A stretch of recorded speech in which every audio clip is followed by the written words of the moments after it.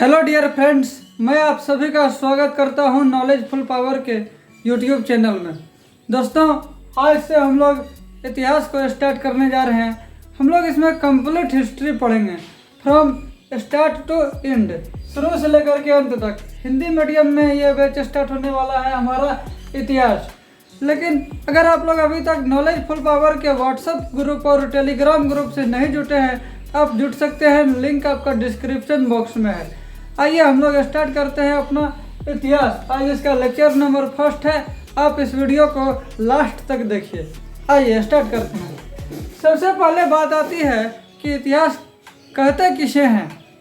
तो आपको बता दूं कि अतीत का अध्ययन इतिहास कहलाता है, यानी बीते हुए समय के बारे में जो हम लोग जानकारी लेते हैं उसको हम लोग इतिहास कहते हैं। जैसे अतीत का अध्ययन इतिहास कहलाता है। अब क्वेश्चन आता है कि फादर ऑफ हिस्ट्री हम लोग किसे कहते हैं, यानी इतिहास का जनक किसे कहा जाता है। तो हेरोडोटस को किसे कहा जाता है जी? हेरोडोटस को। जी हाँ, इतिहास अतीत का अध्ययन कहलाता है।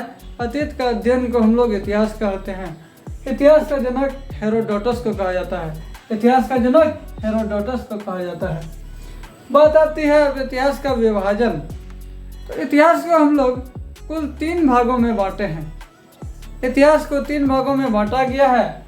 सबसे पहला है हमारा प्राक इतिहास, फिर है आदि इतिहास और अंत में है ऐतिहासिक काल। ये 3 प्रकार इतिहास के हैं। इतिहास को 3 भागों में वर्गीकृत किया गया है: प्राक इतिहास, आदि इतिहास और ऐतिहासिक काल। बात आती है कि प्राक इतिहास हम लोग किसे कहते हैं। आपको बता दूं कि इतिहास का वह काल जिसके बारे में हमें कोई भी लिखित जानकारी नहीं मिली है, उसको हम लोग प्राक इतिहास के अंतर्गत रखते हैं। प्राक इतिहास काल के बारे में हमें कोई लिखित साक्ष्य नहीं मिला है। फिर है आदि इतिहास। आदि इतिहास वह काल है जिसके बारे में हमें लिखित जानकारी तो मिली है, लेकिन उसको पढ़ा नहीं जा सका है। जी हाँ, आदि इतिहास काल के लोग इस प्रकार इस ढंग से लिखे हैं कि आज तक कोई इसे पढ़ नहीं पाया। हाँ, आदि इतिहास वह काल है जिसके बारे में हमें कोई लिखित जानकारी मिली है, लेकिन उसे पढ़ा नहीं जा सका है। फिर है हमारा ऐतिहासिक काल। ऐतिहासिक काल बहुत ही सरल भाषा में कहे तो लिखित जानकारी मिली है और उसे पढ़ा भी जा सका है। प्राक इतिहास। प्राक इतिहास काल के लोग लिखना पढ़ना नहीं जानते थे, यानी कोई भी लिखित जानकारी हमें नहीं मिली है। और ये आदि इतिहास, ऐसा नहीं लोग लिख के गए हैं कि हम लोग पढ़ ही नहीं पाए। हाँ, लिखित जानकारी मिली है पर उसे पढ़ा नहीं जा सका है। फिर है हमारा ऐतिहासिक काल, इसके बारे में कहें तो लिखित जानकारी मिली है और उसे पढ़ा भी जा सका है। आइए अब हम लोग स्टार्ट करते हैं फिर से अपना प्राक इतिहास काल। कौन सा काल जी? प्राक इतिहास काल। तब तक आप इसको नोट कर लीजिए। देखिए, अब है प्राक इतिहास काल। प्राक इतिहास काल क्या होता है जी? वह काल, वह समय जिसके बारे में हमें कोई भी लिखित जानकारी नहीं मिली है। जी हाँ, कोई लिखित जानकारी नहीं मिली है, उस समय को हम लोग प्राक इतिहास काल कहते हैं। एक बात और, प्राक इतिहास काल में पत्थर बहुत अधिक पाए गए थे, तो अधिक पत्थर मिलने के कारण इसे पाषाण काल भी कहा गया है। अधिक पत्थर मिलने के कारण इसे पाषाण काल भी कहा जाता है। प्राक इतिहास काल का जनक रॉबर्ट ब्रूस फुट यानी आरबी फुट है। अगर आपको इतिहास का जनक पूछा जाए तो आपको कहिएगा हेरोडोटस, लेकिन अगर प्राक इतिहास काल का पूछा जाए तो रॉबर्ट ब्रूस फुट। जी हाँ, प्राक इतिहास वह काल है जिसके बारे में हमें कोई लिखित जानकारी नहीं मिली है। इस काल के लोग पढ़ना लिखना नहीं जानते थे, आदि मानव होते थे, अभी बताएंगे आपको। तो अधिक पत्थर मिलने के कारण प्राक इतिहास काल को हम लोग पाषाण काल भी कहते हैं।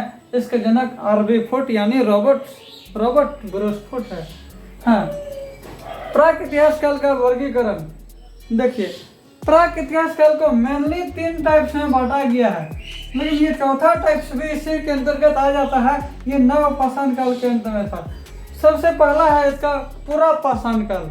आपको भी बता कि प्राक इतिहास काल को हम लोग पाषाण काल भी कहते हैं। तो प्राक इतिहास काल का सबसे पहला पाठ है पुरा पाषाण काल यानी पुराने पत्थरों का युग। पाषाण मतलब पत्थर। फिर है मध्य पाषाण काल यानी बीच वाला। ठीक, फिर है नव पाषाण काल यानी नए पत्थरों का युग। और अंत में ताम्र पाषाण काल आ जाता है। ये नव पाषाण काल के अंत में होता है। देखिए यहाँ तक मान लिया हम लोग पत्थर का यूज किए थे प्राक इतिहास काल में, तो ये पाषाण काल हुआ था। नव पाषाण काल के अंत में क्या हुआ था, तो पत्थर के साथ साथ तांबा भी उपयोग में लाया गया था।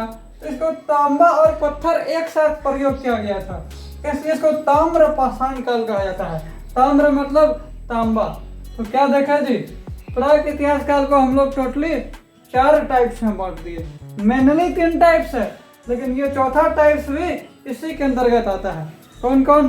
पुरा पाषाण काल, मध्य पाषाण काल, नव पाषाण काल और ताम्र पाषाण काल। आज हम लोग इतिहास का डिफिनेशन जाने, इतिहास के बारे में जाने, इतिहास का अध्ययन, अतीत का अध्ययन इतिहास कहलाता है, ये जान लिए। इतिहास का जनक हेरोडोटस है।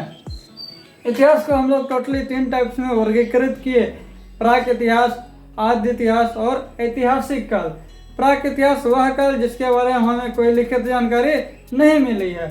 आद्य इतिहास लिखित जानकारी मिली है लेकिन उसे पढ़ा नहीं जा सका है। और ऐतिहासिक काल लिखित जानकारी मिली है और उसे पढ़ा भी जा सका है।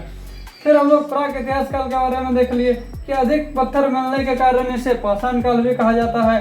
इसके जनक रॉबर्ट ब्रूस फुट हैं। प्राक इतिहास काल को हम लोग टोटली 4 टाइप्स में बांट दिए, पुरा पाषाण, मध्य पाषाण, नव पाषाण और ताम्र पाषाण। इससे आगे हम लोग फिर नेक्स्ट वीडियो में करेंगे। हाँ, आप इस वीडियो को ज़्यादा से ज़्यादा शेयर कीजिए। हाँ, और आप कमेंट कीजिए कि आपको यह वीडियो में समझ में आया इतिहास या नहीं। मिलते हैं फिर नेक्स्ट वीडियो में, तब तक के लिए जय हिंद।